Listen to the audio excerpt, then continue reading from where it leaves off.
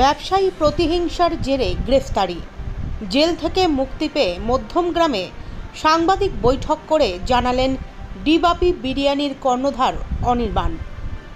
প্রসঙ্গত 29শে জানুয়ারি এক ব্যক্তিকে বন্দুক দেখিয়ে হেনস্থা করার অভিযোগে মধ্যমগ্রাম থানার পুলিশের হাতে গ্রেফতার হন জনপ্রিয় বিরিয়ানি দোকানের কর্ণধার অনির্বাণ দাস।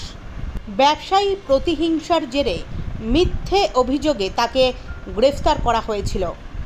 আজ দুপুর 3টার সময় সংবাদ মাধ্যমের মুখোমুখি হয়ে এমনটাই জানালেন ডিবাপি বিরিয়ানি দোকানের মালিক।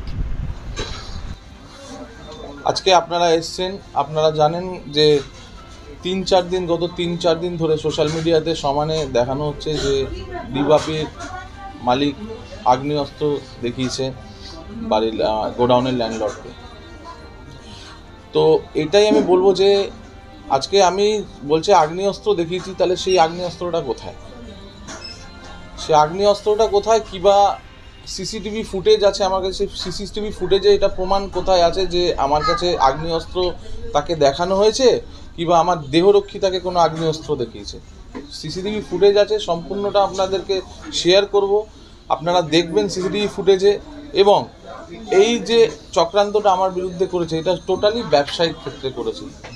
আপনারা দেখবেন কিছু বছর ধরে দীর্ঘদিন কিছু না কিছুভাবে আমার সাথে কিছু না কিছু নিয়ে একটা ঝামেলা রয়েইছে, মানে সব সময় এই ব্রাঞ্চের মধ্যে কিছু না কিছু নিয়ে সমস্যা ক্রিয়েট করছে।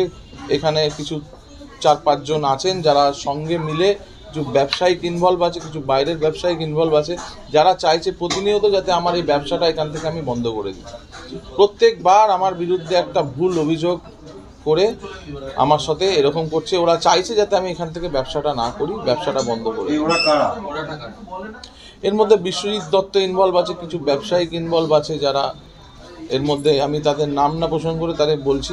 তারা বিশ্বজিৎ দত্ত এখানে, হ্যাঁ, বিশ্বজিৎ দত্ত যে যার সাথে গন্ডগোল আছে, সে কিছুদিন আগে আমার থেকে কিছু টাকা দাবি করে তার বাড়ি বানানোর জন্য, সেটা আমি দিতে অস্বীকার করি তাকে। তো সেটা একটা তার সবচেয়ে বড় ক্ষোভ। ইভেন একটা তার সাথে আমার এগ্রিমেন্ট শেষ হয়েছে ডিসেম্বর মাসে এগ্রিমেন্ট শেষ হওয়ার পরে সে আমার কাছ থেকে 40,000 টাকা দাবি করে ঘর ভাড়ার জন্য। এবার আমি যেই ভাড়াটা 10,000 টাকা ভাড়া, সেই ভাড়াটা 2 মাসের জন্য সে আমার থেকে 40,000 টাকা দাবি করে।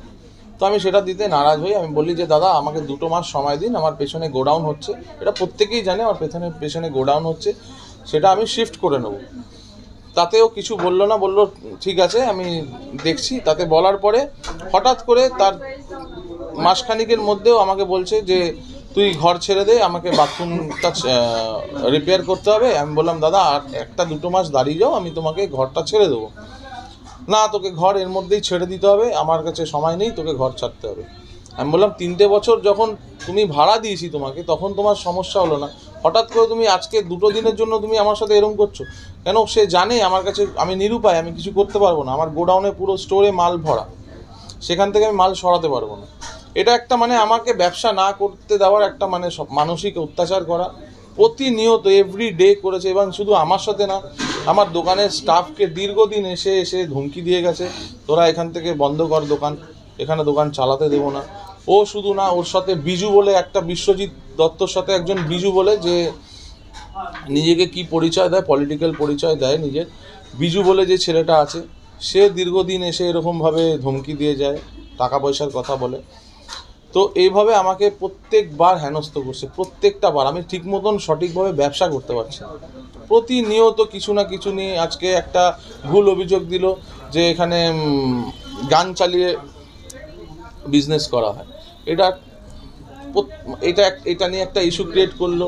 আগের বার পলিউশন নিয়ে ইস্যু ক্রিয়েট করলো। মানে প্রতিনিয়ত ব্যবসা করতে দেবো না এখানে, মানে এটা একদম এরা ভেবেই দেয় না, দলের জন্য না, এটা ব্যবসায়িক, এটা কিছু ব্যবসাদার আছে এখানে আশেপাশে যারা এর মধ্যে ওকে পুরো ইন্ধন দিচ্ছে এবং ফিনান্সিয়ালি তাকে ওরা সাপোর্ট দিচ্ছে যে আমাকে কোনোভাবে যাতে এখান থেকে উঠিয়ে দেওয়া হয়, আমাকে যাতে ব্যবসা না করে। এর আগেও করেছে তারা। বিজু কোন দল করে, যার কথা বলছেন পলিটিক্যাল রাজনৈতিক পরিচয়? বিজু এখন বর্তমানে কি কোনো দলের সদস্য না, তবে ও আগে আমাদের তৃণমূলটা করতো, তবে এখন বর্তমানে ও কোনো দলের সদস্য না।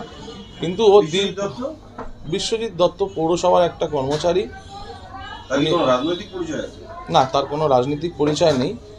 পৌরসভার সে একটা কর্মচারী, সে পৌরসভায় কাজ করে, সে নিজের প্রভাবটা খাটাচ্ছে। তা আপনি পৌরসভাতে জানাননি, অভিযোগ করেননি? পৌরসভাকে আমি এর আগেও জানিয়েছি যে এরকম পৌরসভা যথেষ্ট আমার সাথে সহমত করেছে, হেল্প করেছে, যতটা পেরেছে চেষ্টা করেছে, কিন্তু আমাকে এই যে মানসিক অত্যাচারগুলো করছে কিছু লোকাল বিজনেসম্যানরা, যারা আমাকে চাইছে যে এখান থেকে ব্যবসাটা করতে দেবো না। আজকে আমার সাথে 100টা পরিবার মানে 100টা ছেলে যুক্ত আছে এই সংস্থাতে। আজকে এই ব্যবসাটা এখান থেকে বন্ধ করে দিলে তাহলে আগামী দিন তাহলে তাদের পরিবারটা কী করে চলবে? এক্সাক্ট